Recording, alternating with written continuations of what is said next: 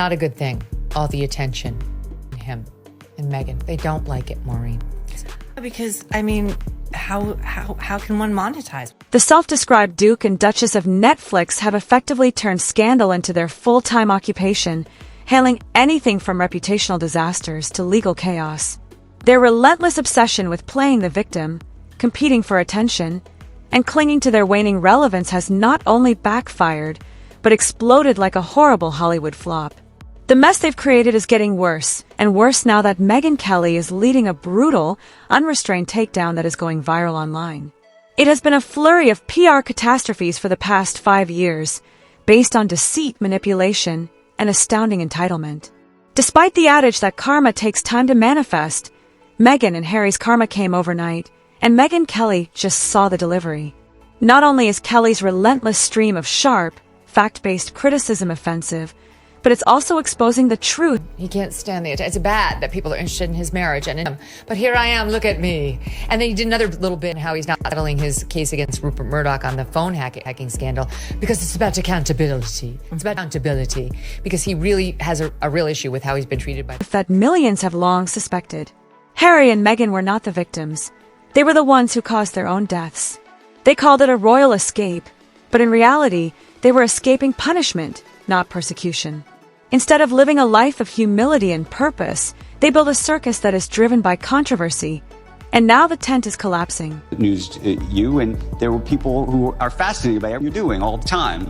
They're fascinated by Meghan's in California right now, and you're here. And there's articles left and right about, why are you doing independent events? Why are you doing... The Meghan and Harry tale reached new levels of shamelessness with the infamous Oprah interview, in which the couple, seated beneath a beautifully maintained California tree, did what they have come to do, play the victims while demolishing every bridge behind them. It was one of the most extensively publicized and dishonest interviews of the decade, consisting of explosive claims that lacked any proof at all.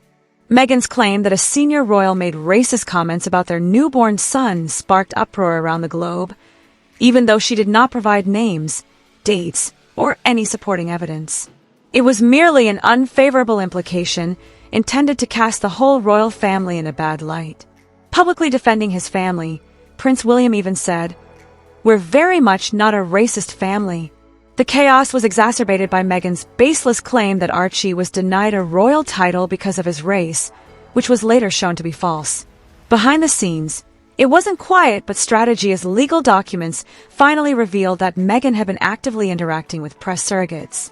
The interview polarized people, misled millions, and portrayed the Sussexes as martyrs, all while making money from lucrative Netflix partnerships, instead of drawing attention to injustice.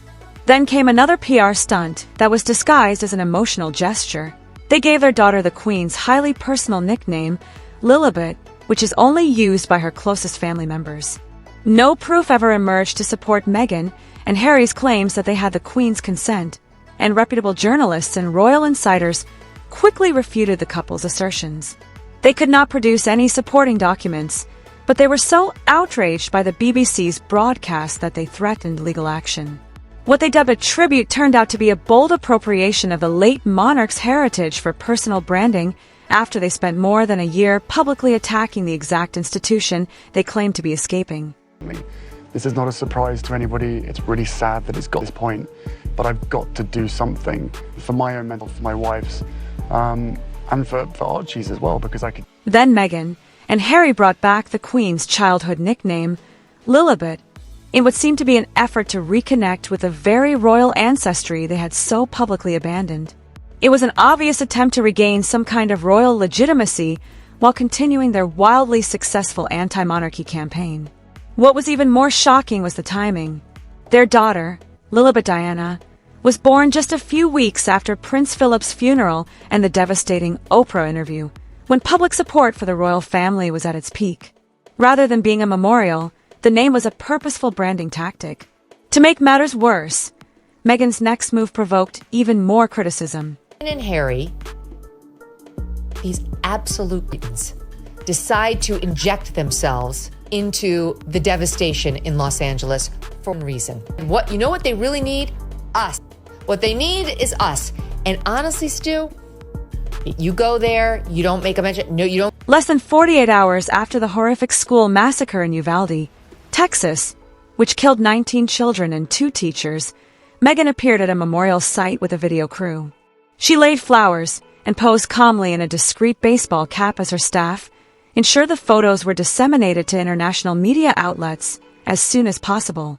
Rather than being a calm, courteous event, it seemed to be just another PR opportunity skillfully crafted for headlines. Population answers to you, sort of, they're your subject. Maybe they do need to see you during times of tragedy. We're in America now, and we don't give a shit. Exactly right. Disaster tourists. I'm going to have to now withdraw that Nobel Peace Prize I earlier after your words on poor me. A devastated community served as the setting for Megyn's attempt at empathy branding. She didn't meet with any victims' families or make any significant donations, local law enforcement later confirmed. Behind closed doors, even her media supporters started to question her motives. Megyn defended that she went there as a mother, but the exploitation was too obvious to ignore. Tragedy was turned into a photo opportunity and grief into a publicity platform. This was not a display of unity, but self-promotion in its most clumsy form. So what do you think? Was it a prearranged publicity stunt or just another instance of tone-deaf narcissism? And if this is how 2025 is beginning, how far would this disaster duo go to keep their notoriety? Kindly leave your thoughts in the space provided below, and don't forget to subscribe for the next in-depth analysis of royal instability. You would think Harry and Meghan would step away from the limelight after the Oprah incident and the Uvalde criticism, but they aren't. The circus continues. Maybe she does care. I do think at the end of the day, She doesn't. the priorities The Queen seem to be was her dying. face on camera. The Queen's husband was dying, and she went herself, and I include Harry in that. She cares about her image. That's why she's there. That's why she's writing positive message on bananas to sex workers, which just happens to be. From failed product lines to memoir meltdowns and more egregious accusations of racism, this terrible duo is breaking down in new ways. In order to show that their drop in popularity was not accidental, let's look at 3 more controversies. Their own self-inflicted chaos, uncontrolled arrogance, and relentless manipulation are to blame. The first instance of wellness going from promising to worthless is the DIY bath salt event. Megyn's cautious entry into the wellness sector failed before it got a chance. Because of her exclusive bath salt cooperation with influencer Rain Patrick, it was anticipated that she would enter this new industry with grace. But like most of their attempts, it quickly descended into chaos. Before the complaints started to come in, it was launched with great fanfare, advertised as spiritually healing and hand-curated by Megyn herself. From the story, she did the same thing after Uvalde.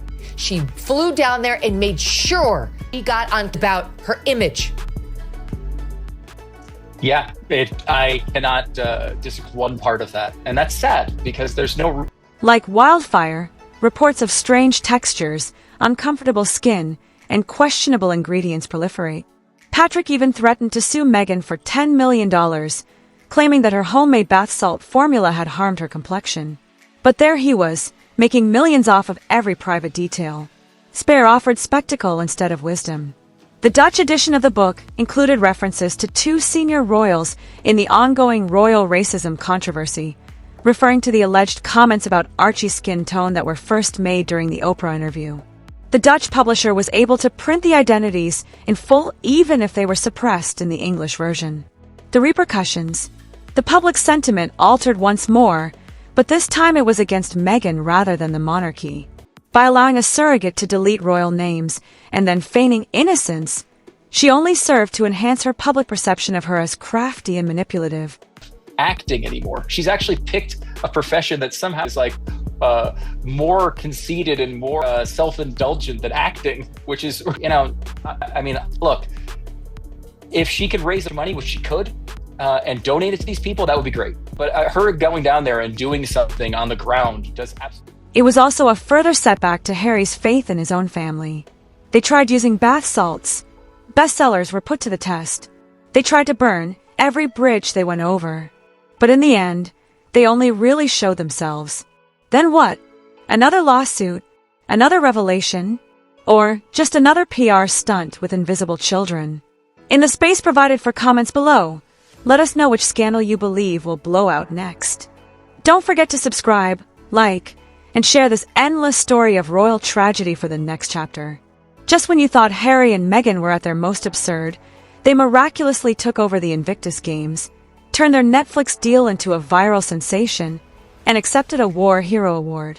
The Netflix mockumentary, which was billed as a groundbreaking, inside look at Harry and Meghan's personal struggles, consisted of 6 episodes of meticulously crafted smears. In reality, it was a well-financed propaganda movie that made a systematic and prejudiced attack on the royal family. The Pat Tillman Award followed, when true heroism and self-interest collided. Netflix check. You know why she can't air her special?